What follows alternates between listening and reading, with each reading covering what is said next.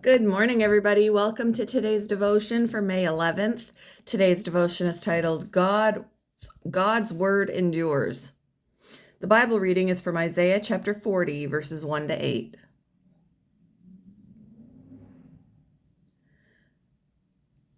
Comfort, comfort my people, says your God.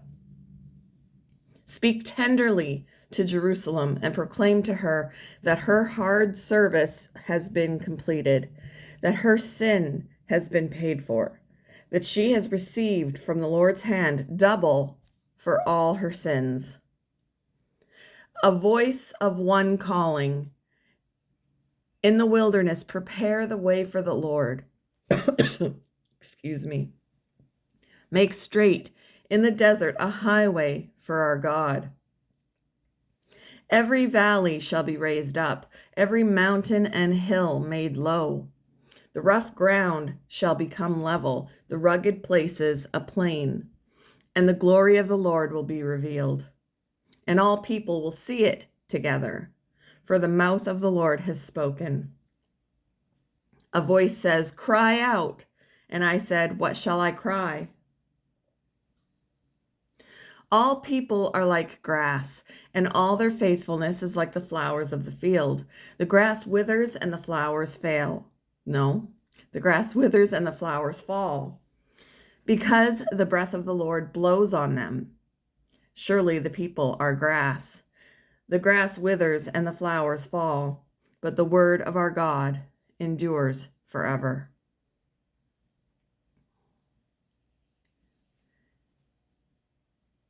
In the early 1900s, successful steel businessman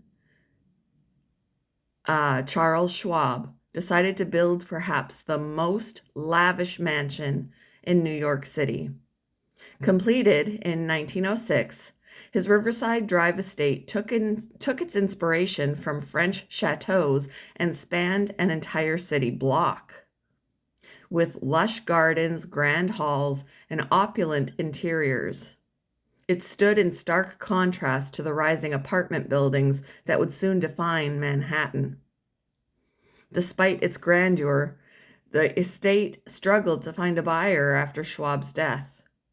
The mansion was too large, too costly, and out of step with real estate trends.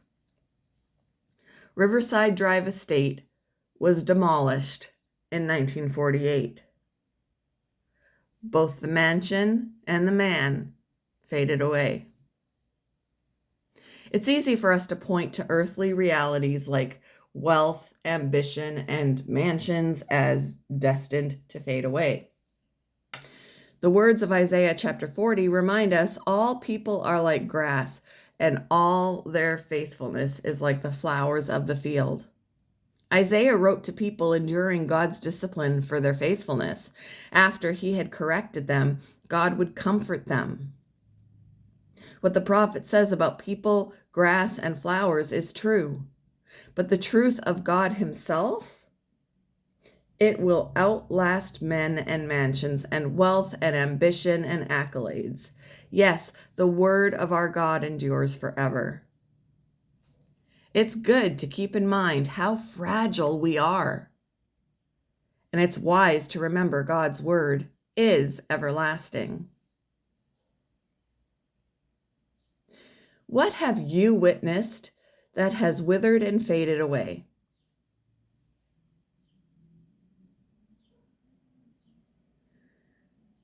How does God's eternal nature and unfailing word encourage you?